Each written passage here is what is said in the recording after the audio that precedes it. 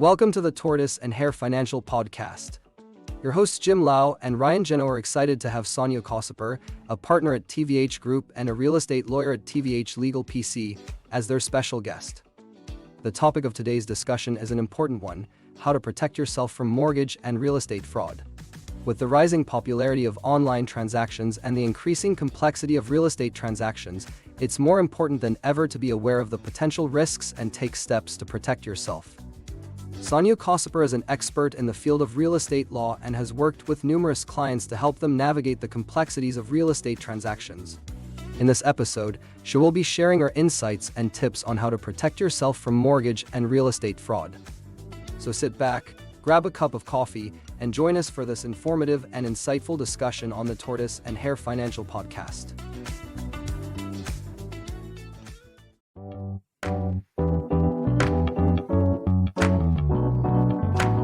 Powered by Riverside.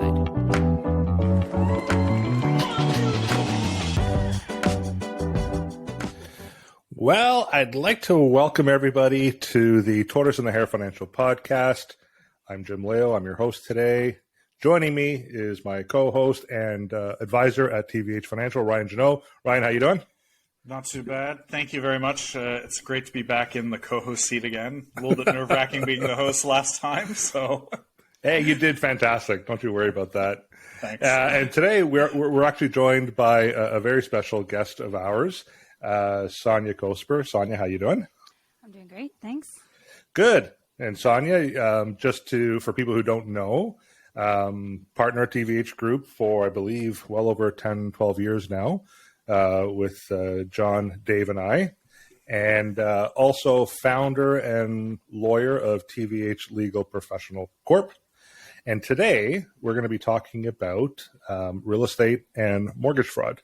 And Sonia, we have you here to kind of share some points and how people can potentially avoid that, and maybe even identify some issues where they can, again, further avoid it. So what I'm going to do is I'm going to start off with maybe some facts and some information that we have in regards to mortgage fraud. So, and just as a reminder to everybody, these points are really just specific to Ontario. So if you're someone that's out of the Ontario jurisdiction, these rules and laws may not apply to you. So we would just encourage you to speak with a lawyer or a local lawyer if you have any questions. So the first thing we're going to discuss is mortgage fraud, and really what is it? And it's a crime that involves misrepresenting or falsifying information on a mortgage application to obtain a loan that would not otherwise be approved. Now, suspected fraudulent mortgage applications actually have increased by about 52% in Canada since 2013, and Ontario really seeing the majority of those cases and increases. Mortgage fraud can also occur when unscrupulous people in the home buying process take advantage of home buyers by charging unlawful fees or inflated interest rates. Mortgage fraud can have serious consequences for homeowners, such as losing their property, damaging their credit rating, facing legal action or criminal charges, and being liable for any outstanding debt. Some examples of recent mortgage fraud cases in Ontario are a Toronto man wanted after allegedly obtaining more than $10 million in fraudulent mortgages by targeting law firms in the Chinese community. A second example, there was a network of real estate agents, mortgage brokers, and bank employees facilitating mortgage fraud for a fee by offering fake employment records, bank statements, and T4s to buyers who would not qualify for a loan. And then finally, and I think this was a more recent case that we've seen in the news, a handful of organized crime groups behind at least 30 cases of title transfer fraud and mortgage fraud in the GTA, where homes were either sold or mortgaged without the owner's knowledge using identity theft scams. Well, scary. So, Sonia, to bring you into this, before we kind of get into the nitty-gritty of, mortgage fraud and real estate fraud, why don't you tell the listeners and the viewers a little bit about yourself? Primarily, how did you end up becoming a lawyer? What prompted you to choose that as a profession, and ultimately how it led you to becoming a partner at the TvH Group? Well, who knows what they want to be at 18? But that's when it all started. I was always told by my dad that I had a lot to say all the time. So I thought the best profession to go into is being a lawyer, because at that time it's only what you see on TV, right? Right. The litigators and arguing in court and whatnot. But I actually ended up going into law school and really, really enjoying it, and understanding that there was some areas of law I didn't want to do, and criminal law was one of them. Unfortunately, that kind of finds its way in every avenue of life, but including today. But the getting into real estate is really how, when we all joined forces. So I did some corporate work when I first started in the legal field. I did some municipal work as well. And then when I met you and John, that's when it was a natural sort of addition to my legal practice to also add on the real estate. And that's been what I've been doing for the last, decade now.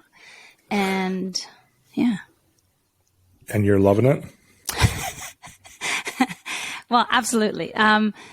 Real estate for me has always been a real passion, being, buying real estate, taking a look at, home design and renovations and all the like. So it has been a real passion for me. Being a real estate lawyer has been very rewarding, because it allows me to help clients not only just buy real estate, but realize futures and realize financial future and like equity growth and sort of the strategy behind purchasing property. It isn't just I'm buying a home. You're buying a huge investment that can allow you so many different ways to create wealth and create sort of this longer financial plan for you and your family. So it's very exciting to be in real estate and be able to help clients in different areas of buying real estate. Yeah, it's we find, Ryan and I, when we're working with clients, the majority of their wealth, of the people that we work with, is tied into real estate, and we think it's going to be moving forward, long term, probably again a source of their biggest wealth, and that's why I think talking about mortgage fraud and real estate fraud is something that people really need to be aware of. I don't think it's really something that people thought of, but recently in the media, it's been spotlighted. There's been some examples, and it's had some major impacts on the victims of mortgage and real estate fraud. So why don't we kind of start off in talking about or understanding what is real estate fraud? So maybe explain some of the most common types of real estate fraud in Ontario. Well, the most common are title fraud and mortgage fraud, as you noted in your examples earlier. So title fraud, when someone produces illegal fraudulent IDs as well as documentation to ultimately get registered on title, and then there's a change of ownership, and you as the innocent owner of the property no longer own the home. This has increased significantly lately. This type of fraud has always existed. The numbers have gone up because now it's becoming more organized. Now it's becoming a larger pool of people who are getting in on the elaborate schemes. And some can take years to sort of concoct and put together and then ultimately result in millions of dollars. It's very lucrative. So people are starting to get a little bit more savvy with it. And the other type of fraud is mortgage fraud, like you had mentioned earlier, fabricating, again, IDs and mortgage applications, employment records, supporting documentation to ultimately allow a lender to register a mortgage on title, give the lawyer the money who ultimately gives it to the fraudster, and then they run away with it. So, and what's attributing to the increase? I mean, the stats said since 2013, a 52% increase in Canada, mostly here in Ontario. Do you have any thought on that, on why the increase? I don't know exactly why, but I have a suspicion that it's because information is easily available. Right. You can go online, you can do a title search on someone's property. As the population keeps getting older, people start to make friends with this older person or couple, and then they start to get in and get information from them, and ultimately are able to gather enough information to do this. Mortgages. There's no mortgages on most of the properties, or very small mortgages on most of the properties that are targeted for this type of fraud. So it's lucrative. So people are going to do, fraudsters are going to go where there's money. It's quick. Most of the time it's easy, especially with a lot of the meetings happening online. ID not being verified properly from the start of the transaction, which is, at the sort of realtor side, all the way through the lenders, through to the lawyers.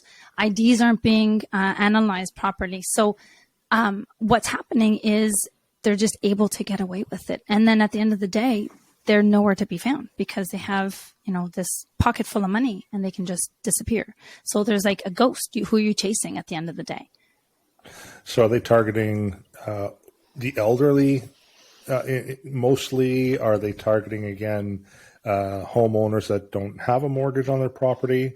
Right. Because I think most people assume that everyone has a mortgage in Canada. And I think it's quite opposite. I believe recently there was a stat that about 33% of homeowners in Canada actually hold a mortgage on their property. Yeah.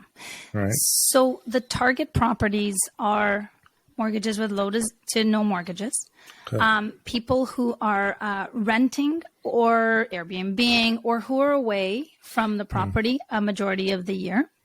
And yes, the elderly are being targeted in that capacity of title fraud, but also in other sort of scams as well, where things are being registered on title, and then they're being harassed by this like door-to-door salesman who's now saying that they have a notice of security on their property and they need to refinance to get it off, and they create this urgency and need to pay them off, and they do.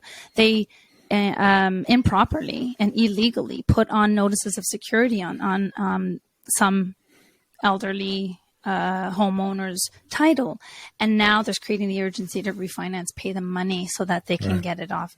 And a lot of these situations occur without any family members knowing, because most of the time they're being harassed and they're being told, don't tell anybody, you're a bad person, like you can't go, you can't do this, look what you did to yourself, and they're embarrassed, right?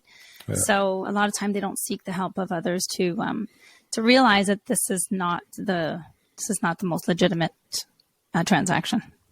So the target. Sorry, go ahead, Ryan. Well, I was going to say, in our industry, often we're kind of the final say when any large amounts of money are coming and going. We kind of ask the questions, right? Especially of our older clients, but it doesn't just happen to older clients.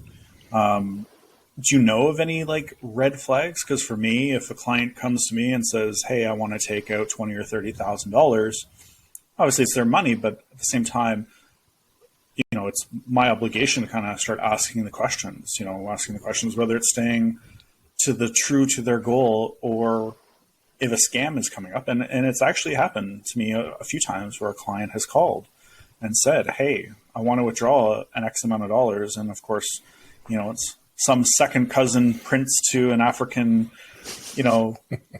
king somewhere overseas. But I become the line of defense for people. Have you discovered, do you know any kind of red flags or strategies to help people kind of prevent these kind of things? Well, good lawyers always ask questions. And at the end of the day, if a client is refinancing, we always ask, what is the purpose for it? I do. I like to know why my clients are refinancing. I like to know if there's a better way. Most of the time, my clients are referral clients, and they're working with John, who you both know is our partner, and he's a mortgage broker. So I know they've already gone through the strategy and the understanding of what's best for you. And a lot of what's happening with older clients is because they don't have income like they used to, and they're on fixed income. They're not doing the typical refinances with a conventional mortgage. They're doing reverse mortgages. So I would ask, why are you doing this? Like, why are you taking out a traditional mortgage? Why aren't you doing a reverse mortgage? So you'd have to ask these types of questions, but you gotta know, you gotta have the experience. You gotta be aware of these types of things that are coming up that could potentially be a fraudulent situation, right? But I have never encountered a fraudulent transaction, knock on wood, in my entirety of my career. And so, and never even a potential one. So just being aware, asking the right questions, knowing what's going on, I think just allows a better service being done to the client, and more questions, more knowledge, I think just helps everyone all around. And in terms of, people protecting themselves, how can they protect themselves? I know you have said to me title insurance is something that you... Title insurance. Yeah. So is that basically, how does that work? What is title insurance? And why should someone take on title insurance? Well, so there's many ways to protect yourself. And the sort of most basic thing is to protect your identity. Don't throw away confidential information in just the garbage can. Shred it. Not scan it. Scan it, yes, put it into your computer, and then shred it. But also, having everything accessible in your computer, have the protection passwords, have all of those things, which, are aplenty, in ways that you can protect your financial information. Never, scroll or visit financial websites, like your banking websites or anything, from in unprotected Wi-Fi situations. Things like that. But the way to protect yourself ultimately from loss, from the financial loss of a fraud, if it were committed to you, is to obtain title insurance. Okay. And title insurance is an insurance policy that protects property owners, protect their ownership. So, and it includes fraud. All of the title insurance carriers, and there's 5 in Ontario, they include fraud.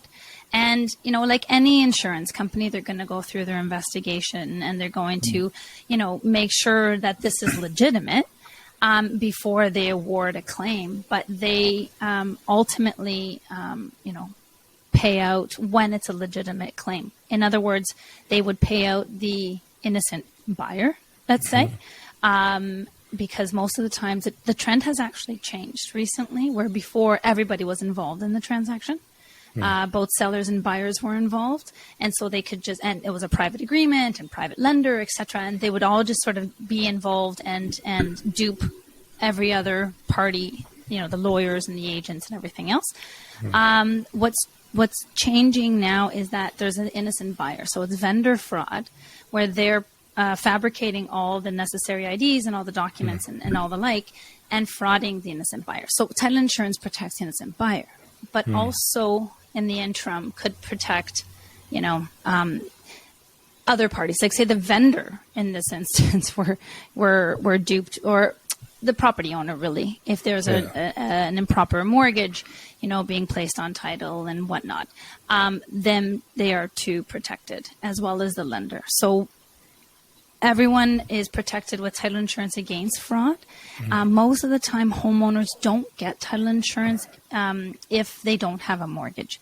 I insist that my clients do, because that is the surefire way to protect yourself against the losses associated with this. But they often, don't want to spend the extra $500 to $1,000, and they decline title insurance. When you have a mortgage, it's obligatory for the part of the lender to get title insurance, but not for the owner. So I always advise my clients to actually get title insurance for themselves as well. And one step further, I always tell them, just have a small charge on title. Have a line of credit. Put something on there that the fraudster will have one more layer to go through, so that they can't just, easy peasy register a transfer and essentially lift you of title, void you of title. Right, so they can have a home equity line of credit registered on title. It won't cost them anything if they don't actually utilize the debt, and it's there, and it's another layer of protection. And I think from my point of view, I think before title insurance is find a good lawyer, right? Is you don't try to do this on your own by yourself. Find a good lawyer, speak with friends and family who have worked with someone. I mean, before you became a partner of mine, it's easy for me to say now, I just go to Sonia because you're my business partner and I trust you.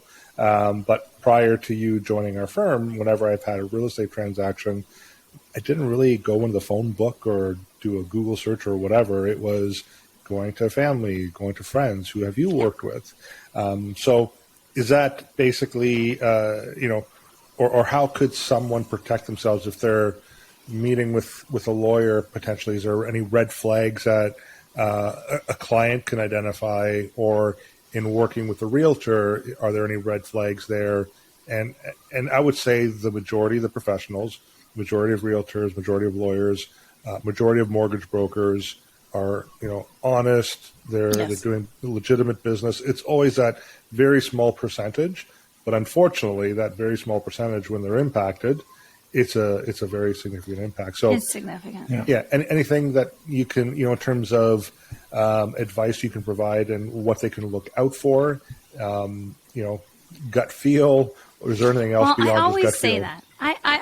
I always say go with your gut first and foremost. If there's someone that you're meeting and it just doesn't feel quite right, then don't be represented by them. There's a reason why it doesn't feel just right. I had a client recently. They were getting into an assignment agreement. The other side was acting a bit peculiarly. They just said, it doesn't feel right. And I said, yeah, then walk away. So that first feeling is probably a good one. In general, follow the advice of people that you trust. So say you have a trusted friend in your life and they have used somebody. Go with them, meet with them. It might not be the right fit, but at least start there. At least it's someone reputable. As far as an agent or a broker or a lawyer. In regards to, if you don't really have any sort of circle of people in your life, then go to a professional that you trust and ask them, hey, do you know anybody that I could have me assist me in this transaction? And I bet you most of them have a handful of people in their lives that can help you in being the agent on the file or the lawyer on the file. And at least you have someone recommended and someone vetted. When you go to someone new, then that's the situation. If, for instance, you're in a transaction and the other side is recommending a lawyer to you, that's a red flag. The other side should not be recommending a lawyer to you. That could potentially mean that someone is actually also involved in the transaction. So go to reputable people who have knowledge about the industry that they're in and are willing to really go the extra mile for you. Because, in my practice, real estate, let's say a real estate file can be very ordinary, but not in our practice. In our practice, every single file is scrutinized. We have to look at every single part of the transaction. And because we have been doing it for so long, there's a spidey sense that comes up whenever something is wrong on a file. It's like, there's something wrong with this file. I can't determine what it is. And so you look at it even with more of a critical eye. And it's one of those things with experience, with knowledge. And because we care so much about our clients and not getting them into the situation, we want to make sure that everything is done properly. But even then, there is the potential of getting duped. Like recently, you probably heard in the news, there was this lawyer who was representing the sellers, who was representing the fraudsters. And, he had done everything right. And then right at the end of the transaction, when he deposited the money into the account, the bank told him, by the way, did you know that this account was just opened recently? And right when they told him that, he froze that deposit that he had made. He went physically to the property that was sold. He took a look at the property. There was mail overflowing out of the mailbox. There was a few other peculiar things going on with the property. He had chatted with neighbors, and the neighbors informed them that, no, the owners have been overseas for months. There's no way they could have sold their property. And then, everything was put to sort of the title insurance and the police and whatnot. But even then, even when you do all your checks and balances, it happens. What's being implemented now by the Law Society and the title insurance companies actually is an ID verification process, which is going to be quite onerous. It's going to be mandatory come January next year. And anything done online will have to go through this scrutinizing process. And one of the things is going to be to determine how long the bank account that they're using to make the deposit to, so say the vendor's sale proceeds, how long it's been open.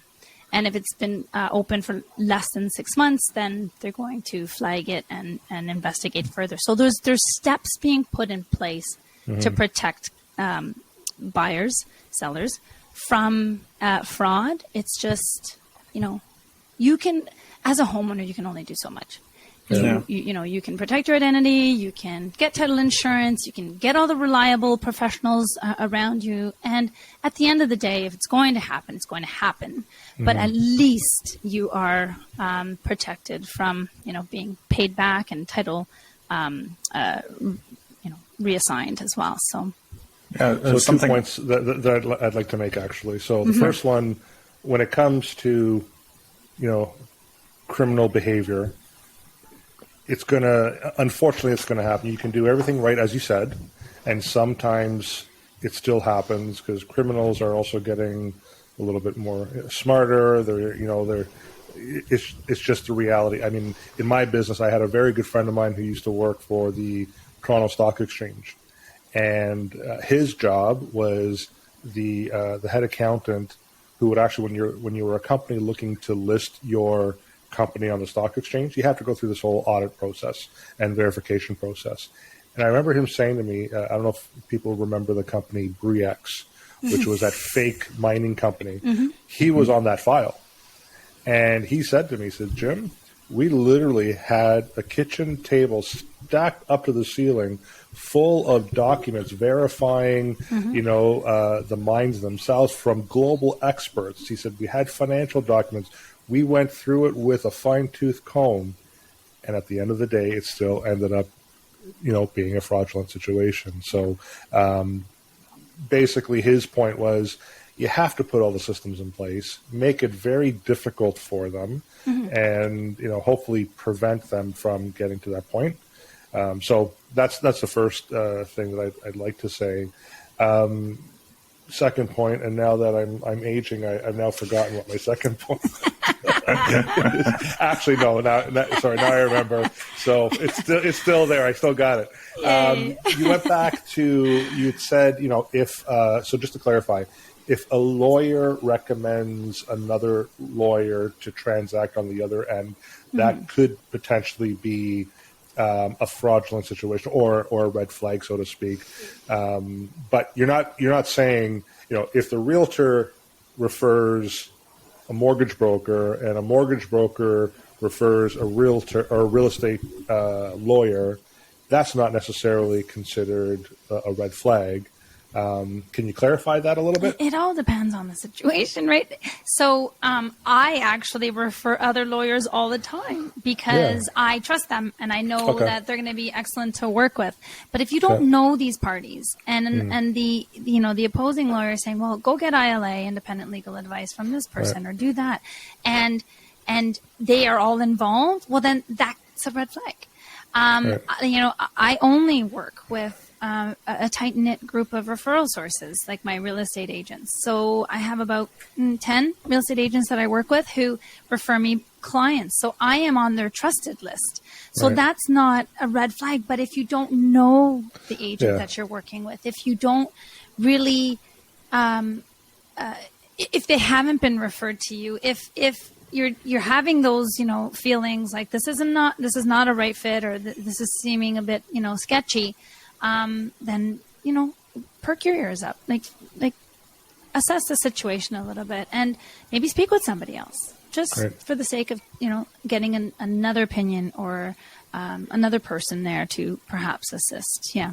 Right, but pressure tactics could be considered a red flag. Something, right? So Absolutely. if a realtor is, being a little bit too, or applying too much pressure, or the mortgage broker or agent, as an example, that could be something that someone should look at and say, why is there all this pressure behind this transaction? Absolutely. And consider that to be a red flag. And even another one, and we've seen this for years, unfortunately, if someone declares their income to be X amount, and all of a sudden they look at maybe the final file, and if it's in there and it shows a much different number, that should be a red flag for them as well, if there's just something not right there, right? So that would be doctoring of documents as another example. Absolutely. Right? Yeah, all of this, look out for it, pay attention to it. And, us as the professionals at the end of the day, have to be very cognizant of all those nitty-gritty little details, and like I said before, because I work with John and he's the mortgage broker and passes files on to me, if ever I have any doubt, I just go over to John and say, this doesn't look right. What's going on here? Can you explain this to me? And then we sort of double check sort of each other's work as well, which is good, so that I have fuller knowledge. And then I'm able to sort of transact the situation with, certainty that this is legitimate and we can proceed. Yeah. Good. I don't want to put a damper on everybody out there, because obviously navigating the real estate market is difficult, but just like you'd go see a doctor or anybody, you want to see one or two specialists, and that kind of goes through other areas. Financial, it's not always that somebody's a right fit to work with us, but it's about doing their due diligence and making sure that they're feeling good about themselves and making the right decision. And again, obviously you can, as the real estate person you had mentioned, showed up the doorstep to make sure that this is a legitimate business, or again, looking towards people that they trust. Do you, you had mentioned that the Law Society was doing some of these changes to be preventative. Are there any other things that clients can do, whether it's following a blog or anything, to really be up to date on some of the things that are going on in the world in the news? Yes. So in regards to fraud, title and insurance providers are putting out a lot of information on this. So blogs, visit their website, and you can glean a lot of information as to what to do with your financial records, how to protect your ID, all of that. And they're a wonderful source for this information, because they're ultimately getting the claims. So they want to stop them, right? They don't want to pay these out. They want to stop them in their tracks, right? So they're the source of, if they're going to give you the A to Z on what to do and how to protect yourselves, it's the title insurance providers. Yeah. Okay. Thank you. And anything else, Sonia, you'd like to add? I mean, it's a lot of information. Unfortunately, again, it's the reality of the world that we live in today. I think that COVID has probably, added a little bit of fuel to this type of criminal behavior, because there was a period of time where we couldn't meet in person, and now we've kind of adapted to transacting virtually. So I would suspect that, COVID probably has been, something that's fueled a lot of this. But anything else to add, to summarize? From my point of view, I would just say, find a good lawyer, work with trusted people. And, that's all I can say. Yeah, perhaps a lawyer that may be a taekwondo champion or something like that. I heard in a previous life you're a taekwondo champion, so maybe add that to your. You've just been lawyered, plus a taekwondo champion that can help make sure that everything goes smoothly and no one gets out of hand. A little fierceness, I guess. Yeah. So being a little driven, and training taekwondo taught me to be very, very driven, but also defensive.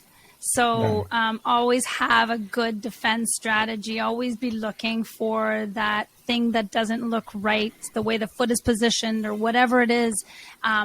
Otherwise, you might get a blow. So it definitely translates into real estate, and being very, very detail oriented, and looking for the stuff that just doesn't look right, that we can sort of defend against. Yeah, definitely. Yeah. My mom wanted me to get into Taekwondo when I was younger. No, we could have had some sparring matches in the office. Well, with my hip and my knees, forget that you'd win all the time anyway. But the reason why I said no is I couldn't just stand the smell of the feet. It was so bad. I won't even go there. I still have nightmares of walking into my gym And yeah, that scent was definitely off-putting. But that's why I never wanted a foot in the face, right? That's why I was like, no way, you're not kicking my face because your feet are too stinky. With some of them, you didn't even need for the foot to actually connect with the face. Just had to just kind of like hover near the nose, and it'd be a good knockout punch. Now we could also start a rumor that you sparred with, say, Chuck Norris, and that would just add to it. So, that is Jean-Claude Van Damme. I did spar with Catherine Winnick, who is the actor in Vikings. And, really? Yeah. She was my classmate for years and years, for as long as I trained, yeah. How did I not know that in the 12 years that I've known you? At this point of the episode, the internet dropped. Jim and Ryan were not able to sign off at the end of the episode. If you liked what you heard, please like and share this episode. If you have questions for Sonia, she can be reached at sonia@tvhgroup.ca or www.tvhgroup.ca. Jim and Ryan also encourage you to download the TvH Financial mobile app, where you can access additional financial resources for free. You will receive notifications when new articles or podcasts are available. You can listen to the podcast through the app and also book an appointment with Jim or Ryan. Thank you for your time and for watching and listening to the Tortoise and Hare Financial Podcast.